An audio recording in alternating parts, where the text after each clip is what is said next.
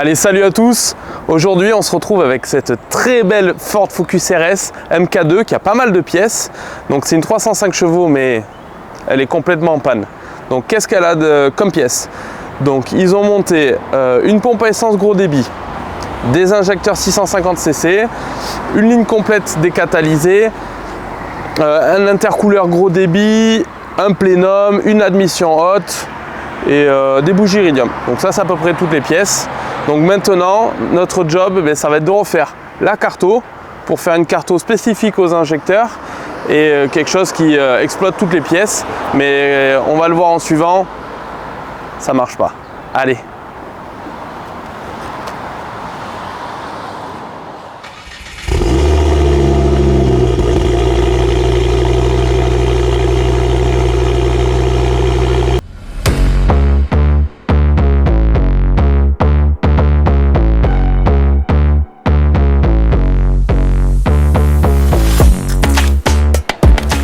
Allez, maintenant qu'elle est sanglée, je vais pouvoir la centrer. Donc comme à chaque fois les clients me demandent pourquoi les sangles ne sont pas tendues, c'est pour pouvoir la mettre bien droite, pas la mettre en contrainte.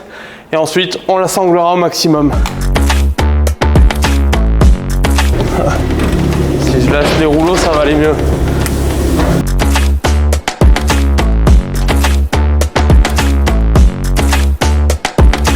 Allez, on se retrouve derrière. Donc qu'est-ce que je vais faire? Je vais mettre la sonde lambda large bande à l'échappement afin de mesurer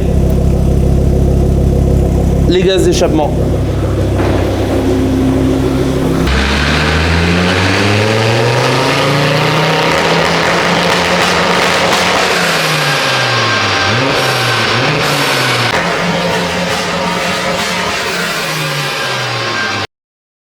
Bon, je sais pas vous, mais moi ça me rappelle une Abarth noire qui faisait des retours à l'échappement dans ce style-là. Donc qu'est-ce que ça sort? Bon, mais 170 chevaux, c'est pas foudroyant. Donc 170 chevaux, 374 newtons. Donc c'est ce qu'elle sort actuellement avec la Carto XX, on sait pas d'où elle vient. Donc lambda, combien? Alors lambda, ouais. Donc là on voit clairement, donc ça c'est la valeur lambda, 0,93. Et là, plus on prend du régime, 1,20. Donc là il y a clairement un problème d'essence. Donc on va continuer l'investigation. Ça on le laisse ici. Allez, venez. Hop. Alors. Les logs, j'ai regardé un petit peu. Déjà, alors on va mettre toutes les valeurs, pression carburant, ça on n'en a pas besoin, ça on n'en a pas besoin. Donc qu'est-ce qu'on peut voir?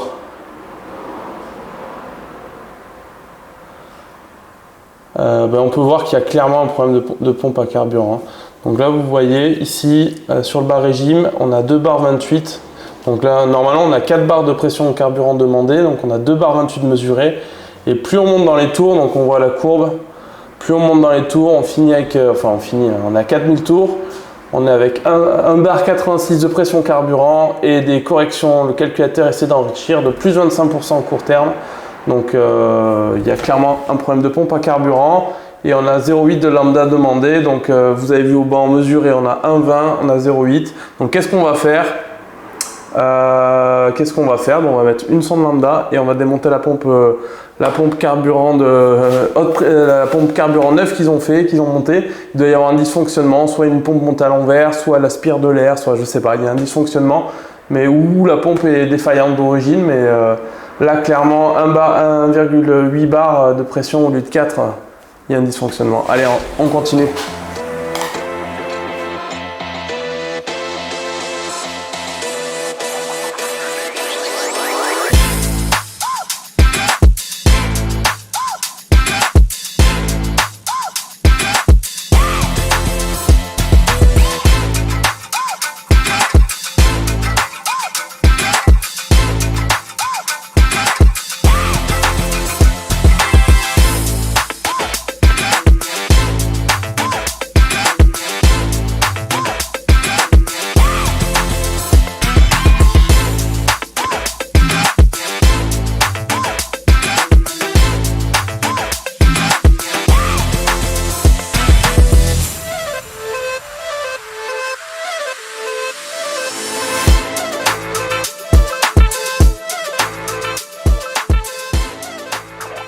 Allez, comme vous venez de le voir dans les vidéos précédentes, donc on a tombé le réservoir.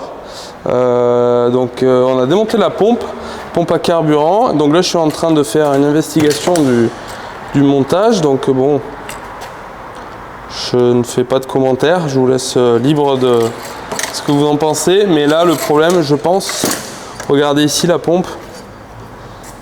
Il y a des joints. Ça n'a pas l'air très étanche, hein. Là, il y a l'air d'avoir un empilage de joints. Et donc l'essence est aspirée ici en dessous, donc il n'y a pas de filtre. Normalement, sur le montage d'origine, vous voyez, il y a un filtre. Et là, clairement, à mon avis, la pression arrive là.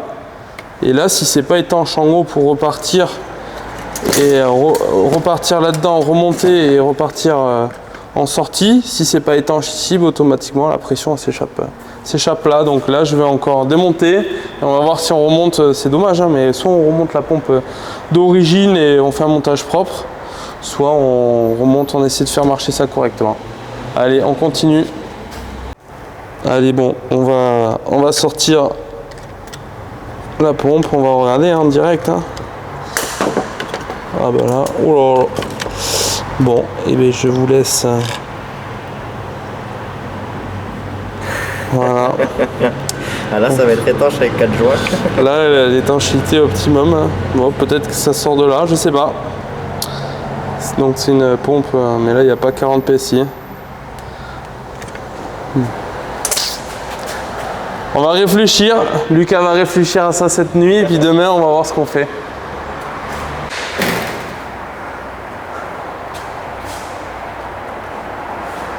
Bon, on se retrouve aujourd'hui après quelques jours d'arrêt. Donc j'ai fait le point sur cette pompe. Donc j'ai cherché un petit peu le montage, quel type de pompe existait, comment il l'a montée chez le constructeur, etc. Donc celle-ci c'est une 340 litres/heure, donc c'est une universelle. Elle était montée avec 4 joints. Donc quel était le problème? Le problème c'est qu'il y avait trop d'empilage de joints, donc la pompe se mettait en travers, elle était trop descendue. Donc déjà elle touchait sur le fond de la pompe, donc elle touchait en bas, tout le bloc intérieur n'était pas fixé. Donc qu'est-ce que j'ai apporté comme modification? Donc j'ai modifié l'empilage de joints, j'en ai mis moins de façon à ce que les joints rentrent bien et que le bout de la pompe puisse bien rentrer dans le cylindre qui mène au tuyau pour alimenter les injecteurs. Donc ça c'est ok. J'ai mieux fixé la pompe pour qu'elle reste bien dans son logement. J'ai fabriqué des cales en alu afin que, bon, Lucas vous mettra la photo, on ne voit pas grand chose là, vu que tout est remonté, de façon à ce que la pompe soit fixée, parce que vu que la pompe est plus longue physiquement, automatiquement tout le corps de pompe intérieur remonte et on ne peut plus le clipser dans l'emplacement. Donc j'ai percé, j'ai fraisé les trous, j'ai fait des cages et axe, écrou, et puis j'ai tout fixé de façon à ce que il n'y a rien qui tombe. Là c'est la jauge, hop, hop, voilà, il n'y a rien qui tombe. Donc là tout est remonté et maintenant on va pouvoir passer au remontage dans le réservoir. Donc le réservoir a été stocké avec l'écrou parce que comme vous le savez, si le réservoir reste stocké sans l'écrou, parfois certains se déforment.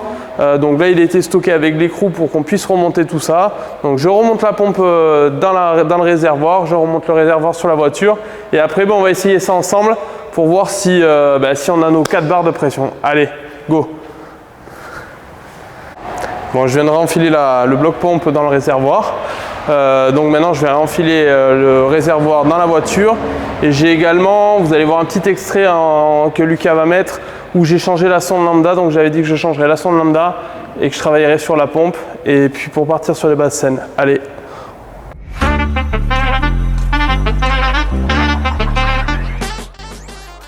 Allez, donc là je viens de tout réinstaller, donc on n'a pas mis l'échappement encore, on va faire un petit test. Donc on avait 250 bars maximum, donc déjà sur la mise en contact, on a 400 bars. Et maintenant,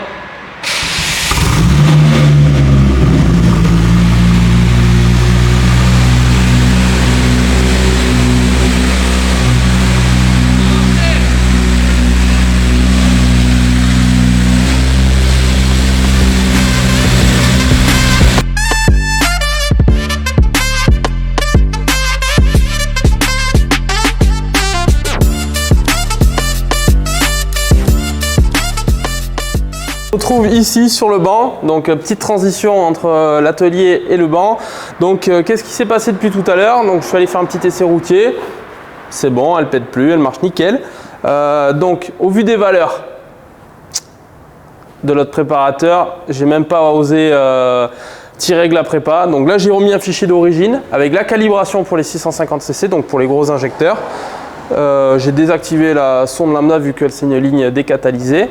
Et puis, ben, on va voir si ça donne.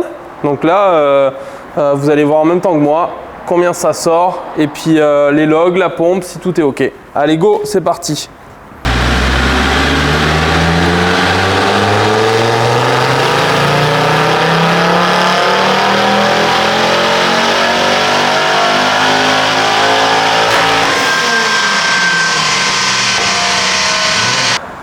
Je sais pas ce que vous en pensez, mais moi je trouve que le 5 cylindres, il a un son incroyable.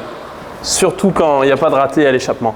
Donc combien ça sort? Allez, ça sort 313 chevaux, 466 newtons. Donc là on a une belle courbe, la richesse est bonne, la pression de carburant est OK, on a 4 bars. Donc maintenant on va balancer un stage 2 SP98.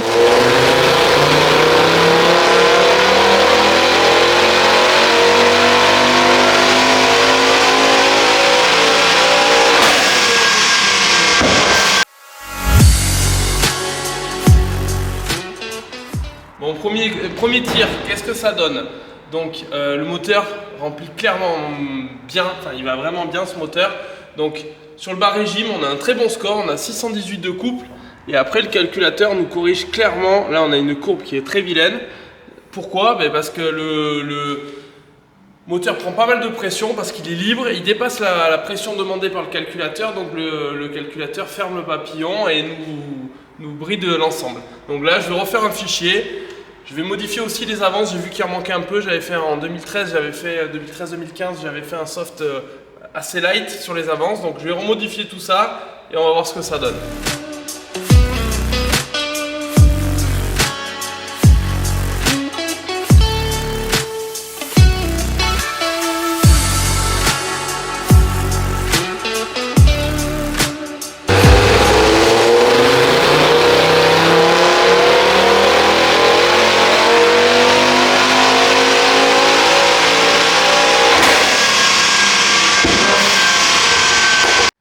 Bon, on voulait quelque chose de détonnant, vous l'avez vu, ça crache des flammes, bon même un peu trop parce que là on va finir avec le pare-choc fondu. Donc on va réduire, il y a un pop and bang, je suis vraiment pas fan de ce genre de modif, mais le client veut ça, donc on va réduire le pop pour qu'il y ait quand même un peu de flamme et de la détonation. Alors en perf, qu'est-ce que ça donne?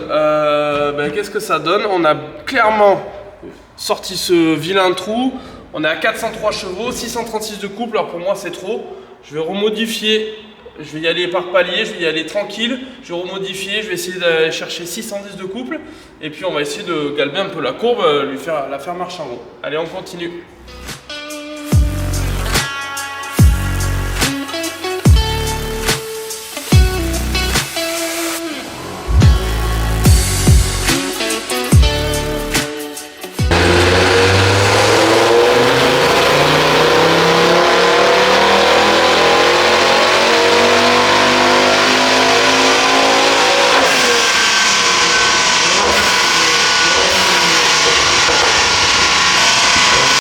Allez, tir suivant, combien ça sort? 413 chevaux, vous avez vu un peu comme on a galbé la courbe. Là la courbe est vraiment belle. Bon, en bas on a toujours trop de couple, hein, donc c'est le comble, on n'arrive pas à la brider. Donc je vais refaire un fichier, mais bon, je vais pas continuer à tout filmer parce que sinon on va y passer la journée. Donc j'avance de mon côté et puis on se retrouvera tout à l'heure pour la dernière courbe. Allez, on continue. Allez, go, dernier tir. On va voir ce que ça donne, j'ai rajouté un petit quelque chose. On va voir si vous trouvez.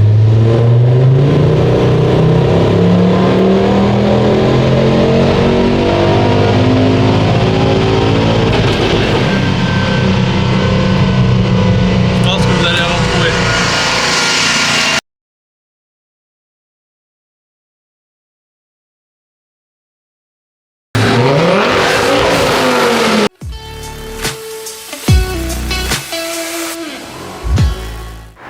Bon, ça y est, c'est fini, on ne touche plus à rien.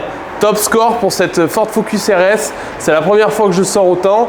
418 chevaux et 617 newtons. Et après, en lambda, en richesse. Voilà, donc on a une courbe de richesse qui est parfaite. Donc ça y est, c'est fini, on ne touche plus à rien. J'espère que vous avez apprécié cette vidéo. N'hésitez pas à vous abonner et à liker. Aussi, si vous voulez, vous pouvez mettre un commentaire s'il y a des choses que vous souhaitez voir. On va bientôt retrouver l'épisode 4 de la 207 RC. Donc il est tourné mais on l'a pas terminé. Bon, c'est pas la YouTube monnaie qui nous paie, donc on fait ça quand on a le temps. Et également on se retrouvera pour des petits projets assez sympathiques. Je vous en dis pas plus, à bientôt.